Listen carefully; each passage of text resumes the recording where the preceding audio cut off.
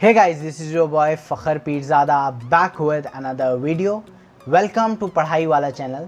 So आज की video के अंदर हम लोग लेक्चर नंबर 6 करेंगे, जिसके अंदर एंजाइम्स के पार्ट 2 के 15 MCQs को कवर किया जाएगा. इससे पहले मैंने पार्ट 1 बनाया है एंजाइम्स का, जिसके अंदर 15 MCQs कवर किए थे. वो बहुत बेसिक MCQs थे. अगर आपने अच्छी बुक रीडिंग की है तो आपके लिए ये सारे MCQs हलवा हैं. सो दोस्त, पढ़ाई करते रहो, लग जाओ, टाइम कम है, मुकाबला सख्त है. सो MCAT की तैयारी के लिए अभी से लग जाओ. So without wasting your time चलते हैं MCQs की तरफ. So guys, MCQ number 16, according to lock and key model the active site. Active site क्या होता है? लॉक एंड की मॉडल कहते थे कि एक्टिव साइट जो है it is a rigid structure. So हम ढूंढ लेते हैं रिजिड स्ट्रक्चर के ऑप्शन में है. सो है ऑप्शन में तो रिजिड स्ट्रक्चर होगा, बाकी सारे ऑप्शंस जो हैं वो कैंसिल हो जाएंगे. So MCQ number 17, according to induce fit model. Induce fit model ये दूसरा मॉडल था. When a substrate combine with enzymes it induces change in. जब एक सबस्ट्रेट कंबाइन होता है एंजाइम के साथ इंड्यूस फिट मॉडल के हिसाब से, तो क्या चेंज आता है? तो एंजाइम के स्ट्रक्चर में चेंज आता है. एक्टिव साइट में चेंज नहीं आता, रिएक्टेंट्स में या प्रोडक्ट में कोई चेंज नहीं आता, सिर्फ एंजाइम के स्ट्रक्चर में चेंज आता है. सो MCQ number 18, when the reaction rate is double. Reaction rate जब डबल होगा तो अमाउंट ऑफ एंजाइम इंक्रीज कितने फोल्ड्स होगी? वो डबल हो जाएगी, 2 फोल्ड्स हो जाएगी. सही है, 1 फोल्ड से 2 फोल्ड्स हो जाएगी. सो इसका आम सा आसान सा MCQ था ये, कि इसका आंसर 2 फोल्ड्स था. सो MCQ number 19, by increasing the enzyme molecules and increase in the number of. जब एंजाइम मॉलिक्यूल्स इंक्रीज करते हैं तो क्या होता है? ज़्यादा रिएक्शन बढ़ता है, रिएक्शन रेट बढ़ता है. क्यों? क्योंकि एक्टिव साइट्स इंक्रीज हो जाते हैं. So increase of active site. बाकी इनएक्टिव साइट नहीं, ES कॉम्प्लेक्स नहीं, नन नहीं, तो एक्टिव साइट इंक्रीज होती हैं क्योंकि एंजाइमेटिक एक्टिविटी इंक्रीज हो जाती है. सो MCQ number 20, at low concentration of substrate. कुछ कीवर्ड्स होते हैं जो हमेशा ध्यान में रखें पढ़ते हुए, उन चीज़ों को स्किप ना करें. The reaction rate to the substrate available. Reaction rate और सबस्ट्रेट अवेलेबल का क्या रेशो बनेगा? तो वो डायरेक्टली प्रोपोर्शनल होते हैं. जैसे जैसे सबस्ट्रेट बढ़ता जाएगा वैसे रिएक्शन रेट भी इंक्रीज होगा. सो MCQ number 21, in human body the optimum temperature जो होता है कितना होता है जिसपे एंजाइम्स बेस्ट काम करते हैं? तो होता है 37 डिग्री सेल्सियस. सो ये हो गया हमारा 37 डिग्री सेल्सियस. बाकी कोई भी ऐसा टेम्परेचर नहीं है जिसमें हमारी बॉडी जो है वो बेस्ट फंक्शन कर सके.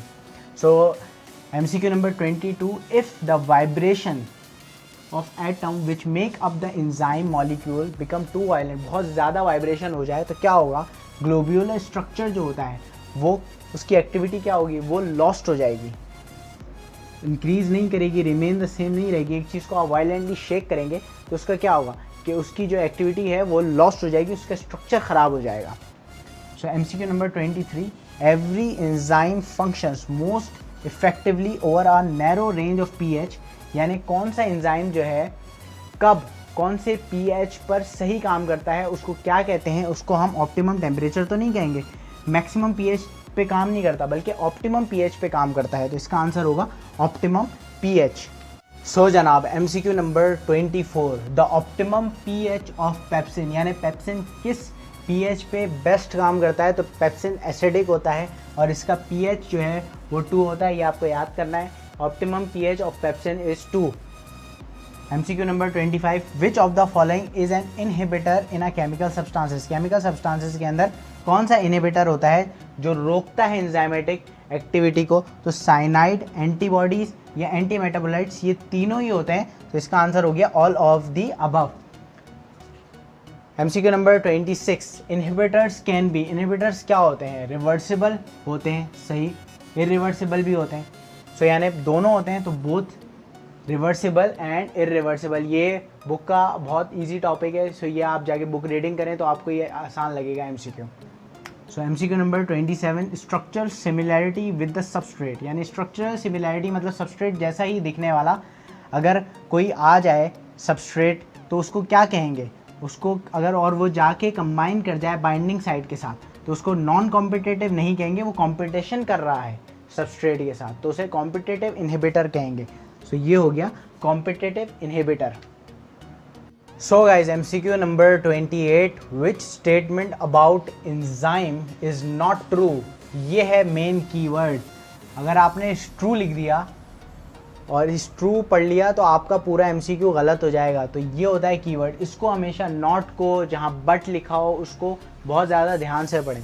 तो अब हमें वो स्टेटमेंट बतानी है जो कि रॉन्ग है। So they consist of protein, ये एंजाइम की खुसूसियत है। They change the rate catalyse, ये इसकी प्रॉपर्टी है। They are sensitive to heat, enzyme all enzymes are sensitive to heat. So अब डी है they are non specific in nature. ये बात गलत है क्योंकि एंजाइम्स जो होते हैं वो स्पेसिफिक इन नेचर होते हैं। सो इसका आंसर क्या हुआ कि they are non specific in nature. So MCQ number 29, the optimum pH of salivary amylase, जो हमारे मुंह में एमाइलेज होता है वो अल्कलाइन होता है। सो अब इसमें ढूंढते हैं। देखो 9 बहुत ज़्यादा अल्कलाइन वाला हो जाता है तो 9 तो होगा नहीं। 6.8 अल्कली लग रहा है। सो ये जो है वो हमारा आंसर होगा क्योंकि 2 और 5 ये दोनों एसिडिक हैं। सो सेलिवरी एमाइलेज का जो है pH, ऑप्टिमम pH वो होता है 6.8, ये आप याद भी कर सकते हैं।